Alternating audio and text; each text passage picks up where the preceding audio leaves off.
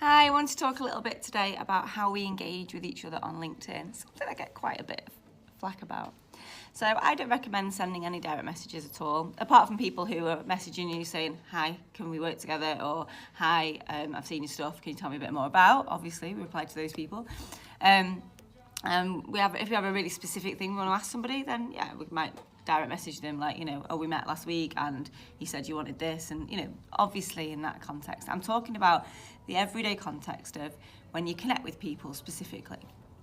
So when I talk about engagement and I talk about not sending direct messages, what I mean is we don't send messages as soon as we connect with somebody because it's too much, too soon. So I know this is controversial, so I'm just going to tell you my way. And then we can fight it out over the next 48 hours and it's going to boost my algorithm massively, which would be great. No, I'm joking.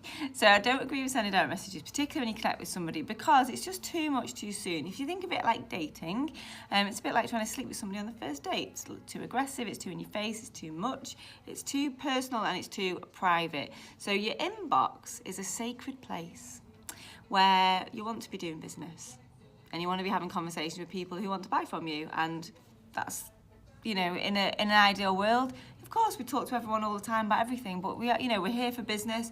This is a professional networking site, or what you want to call it. And when we're in inbox mode, we should be in buying or selling mode, really, or moving things along or arranging something. Actually getting to know each other, in my opinion, should happen publicly. So when I talk about engagement in my mastermind, what I talk about is proactive, public engagement. So you think about how it works. So I ask you to connect, you accept. I don't send any messages. I don't send you a personalised connection request because my headline, if you look at my headline, it says helping coaches and consultants, specialists. If you're a coach and you want more leads from LinkedIn, you're going to look at my headline and be like, well, might be worth us being connected. The problem comes when it says MD at Helen Pritchard Online. It's like, who's this person? I don't get what's in it for me. So the headline's super important. That's one of the reasons why I don't write personalised connection requests. Because I don't need to, because it says quite clearly in my headline who I'm for and how I can help them. So so we connect and then we become connected, and then there's an opportunity to message each other. But what I don't do is send you a message straight away. What I do is engage with you publicly. So the next thing you see from me, you'll see my content going out every day. And then if I really feel like I can help you, instead of me sending you a message saying, I feel like I can help you, which is too much too soon, I'll instead engage with you publicly. So I'll comment on some of your stuff, I'll like your stuff, I'll get to know you and you get to know me. So it's more, it's a much softer approach, and it allows people, even though I know I can help people, it allows people to make a decision whether they would like me to help them. And that is a very, very different psychology of buying. So as we know, people love to buy and people hate to be sold to. And I think it comes down to control. So when you go straight into somebody's inbox and start to, on conversation opener or whatever you want to call it, tell me your biggest frustration in business, or tell me what you're working on at the moment, or look at this blog I wrote for you, or have you got time to jump on a call, have you got do you want to discuss opportunity, all that kind of stuff. We've seen it a million times. No matter what you write, I get about 100 requests a day, and about 80% of those follow up with a message straight away which says something along those lines. I haven't got time to reply to everybody, but what I do is, when I feel like I can help somebody, I create an environment for them to find out more about me without me going straight into their inbox saying, hey, guess what? Hi, I can help you. It's a much softer approach of like, yeah, we're connected. She's looked at, or he's looked at my profile. I really think I can help this person, and then I will try and help them publicly. So instead of going straight up in their DMs, I will then comment on their stuff and like their stuff and show them, add value to them publicly. Now, there's a number of benefits to that. So one thing is that they're going to remember me.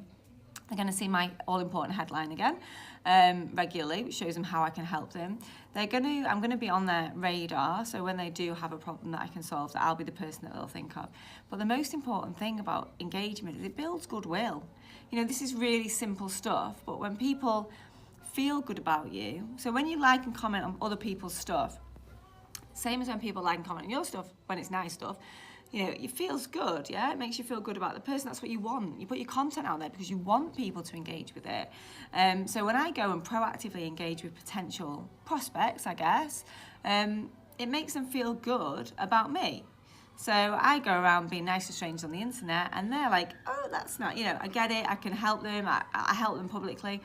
And it builds goodwill, and goodwill is basically the currency of sales, because when someone feels good about you and they see you in a positive light, and it's like emotions-based selling, they're much more likely to buy from you, and crucially, they're more likely to refer people to you. So it's that consistent awareness of being in their world without being really aggressive and in their face and seeing if they want to buy something. And then giving an opportunity to buy publicly. So I'm regularly posting about how you can buy from me. So this person who joined my network a few weeks ago, I've been engaging with them, they've been seeing my content, and then some posts go up about how they can buy from me. It creates an environment for them to come to me. So what happens then is that if they are ready to buy and the control is all in their hands, I'm just being myself, I'm just putting myself out there, I'm putting my stuff out there, I'm showing people who I am, what I'm about, like me or don't like me, this is what I'm about, this is what I'm passionate about, this is how I work LinkedIn, this is some personal stuff about me. Then if they think, actually, I do want to learn about LinkedIn or whatever it is that you do, but that's the kind of stuff that I talk about, then they can come to me, and it's then when they approach me directly. So I get inboxes every day from people saying, hi Helen, I saw your stuff, it looks really interesting, and I've been watching it for a while. I hear that a lot. So I've been watching your stuff for a while, even though they've not engaged with me or liked or commented or anything. And I really think now is the time for me to, take LinkedIn seriously, and I really like your stuff, and, how do we work together, and can you tell me about your course or your one-to-one stuff? Or I get, hi Helen, we've been connected for ages. So this happened with Mercedes, we've been connected for ages. So we connected, one of the marketing managers at one of the Mercedes dealerships, and 6 months, we never messaged each other. I never sent her a personalised connection request, we just got connected. She never really commented on my stuff, and then 6 months later, she messages me and goes, hi Helen, been watching your stuff for ages, I love it, it's great, I watch your videos, I've downloaded this, I've been on a webinar, I can't remember what she'd done, but she's like, we really want you to come, we've got a new marketing director, and he said, what can we do for lead gen, and I said, well, I know this woman who does LinkedIn, and she's quite local, and we could maybe get her in, can you come and do a session with us?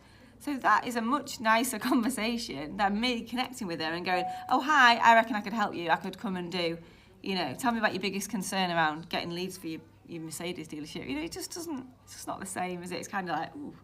And there's a good chance she would have never bought from me because it would have just been a bit too much too soon, a bit icky.